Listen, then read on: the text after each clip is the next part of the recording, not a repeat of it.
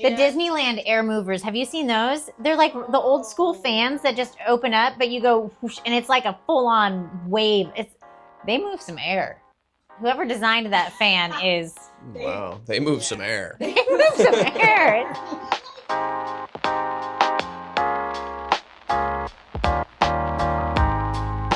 Okay, so welcome back. Another episode of Sheet Talk. I can't believe how quick time's going by. I know it's super cliche, but we're excited to be back, and we're returning from another successful year at GCBE. Super exciting. And also, as of this recording, we're just returning from the GAS conference. Yeah. So give us a little update on GCBE this year. What was new? What was great? Well, it was great seeing all the new faces at GCBE this year. It was highly attended, a lot of new vendors, a lot of new artists, a lot of new classes. If you had a chance to attend any of those, give us your feedback. We want to hear from everyone what your highlights were of GCBE and what we can do next year to make it even better. We also loved to see all of the excitement around the community of glass, and I think that was just something that we wanted to build on. So it was great being there at GCBE. We actually had the pool party at the pool. Woohoo! So that if you were able to join this year, sorry you didn't make it last year, but it was at the pool. We were not winded out. It was definitely really solid, I have to admit. The pool area and outside, it really made it feel like a much better venue for getting together. But yeah, if you can make it next year, hopefully, fingers crossed, the weather will be good and we can do it outside again.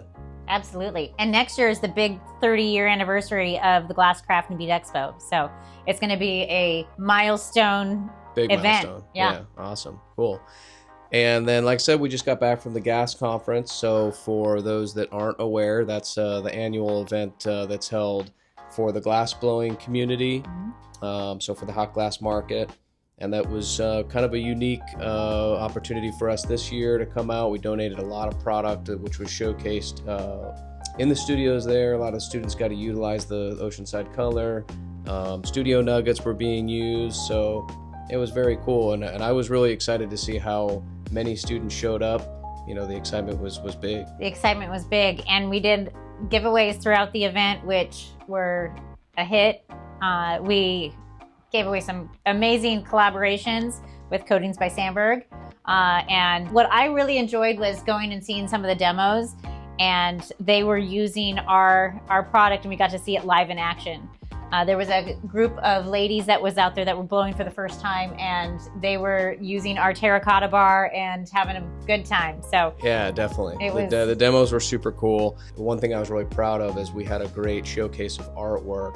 So a lot of different artists, you'll see some here in front of us that utilize the Oceanside color and the products and come up with just amazing stuff. And I think one takeaway for me too is that a lot of the artists were saying, well, if you tried this, have you tried that, and what would happen if you use this color or that color?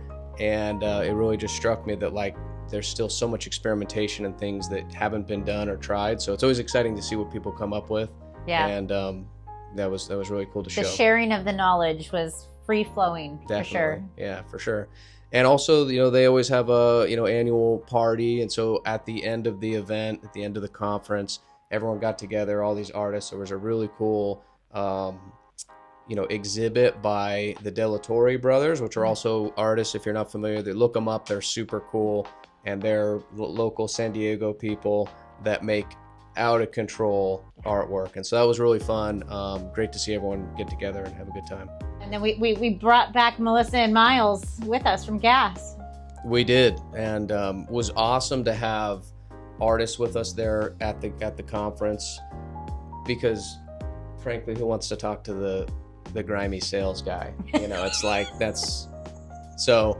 Look, I do some glass stuff too. Don't plug me again this time. We know what you did last time if you saw the last episode.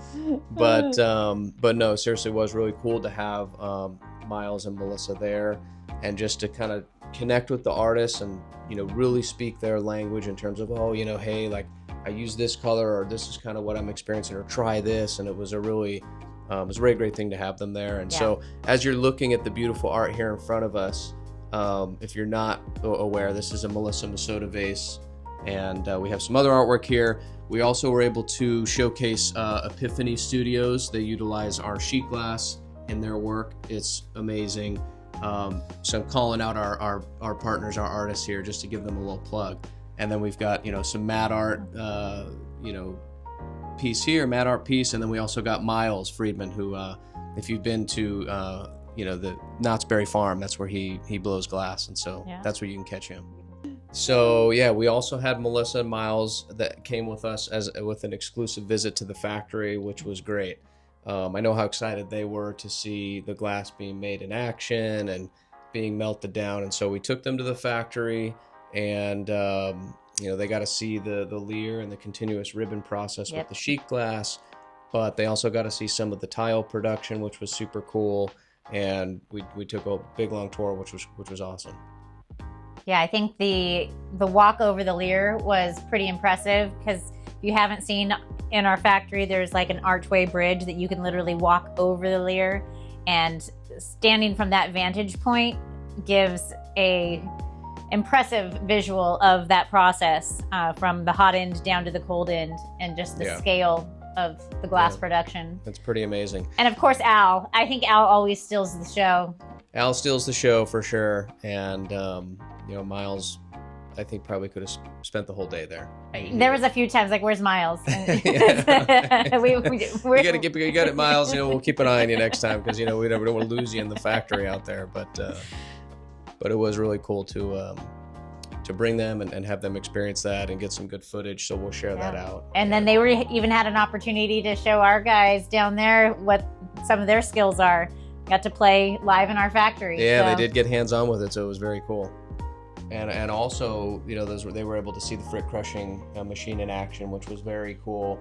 And if you're out there shopping, you might have noticed we've been working really hard at getting more frit out in the market, and so our distributors are happy to see that. Hopefully, you out there are happy to see that. We've been getting a lot of photos from our distributors of full shelves of frit. So if you haven't already seen it, go to your distributors; they're stocked. Other new things to look forward to is a potential new Fusers Reserve coming out. We have done some thought on what is needed, and we think we might have something that's going to be exciting. We still have some of the Jungle Fog in our stock, so if you need any more of that. I love the Jungle Fog. I don't even know if this is the best lighting to see it, but hopefully if you have it in your collection, you enjoyed it. And if you made something really cool with it, make sure to tag us on Instagram. Yeah, just as a general reminder, if you follow us on Instagram, you know that we're super engaged with the artists out there, and we really do truly like to see what everyone's doing with the glass that they're buying and all the talent that's out there. So it's something that we get really excited about. So definitely share that with us, because we love to see that.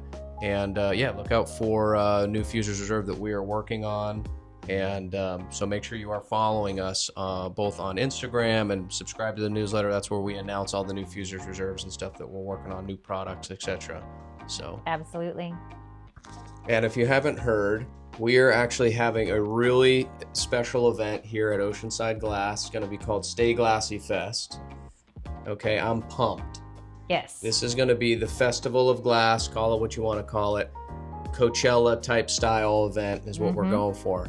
And, the vision behind the event really is about trying to bring people together. But, I think one thing that I notice is there's so many people on Instagram and on social media who are really excited about glass art, who many of them, that's their full-time gig, right? They're selling their art.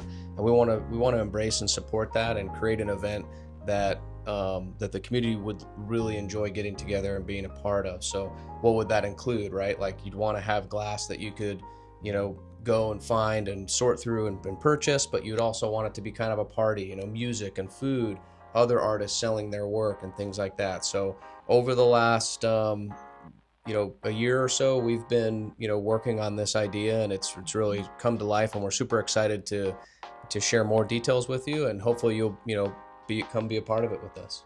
Yeah, it's going to be a fun time. I can't wait. I can tell. Well, I think that's going to wrap up this episode of Sheet Talk, but a lot of exciting stuff coming up, and we're were here last time just before GCBE, so we're coming to you here post GCBE, post gas, and hopefully we'll have another episode here before Stay Glassy. Absolutely. That way we can give you some more updates and fun information about what's happening with that.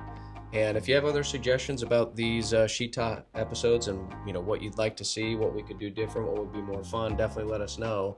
We enjoy doing it, and it would even be cool to maybe have a special guest sometime or something, and bring someone in. So with that, do me a favor. Stay glassy.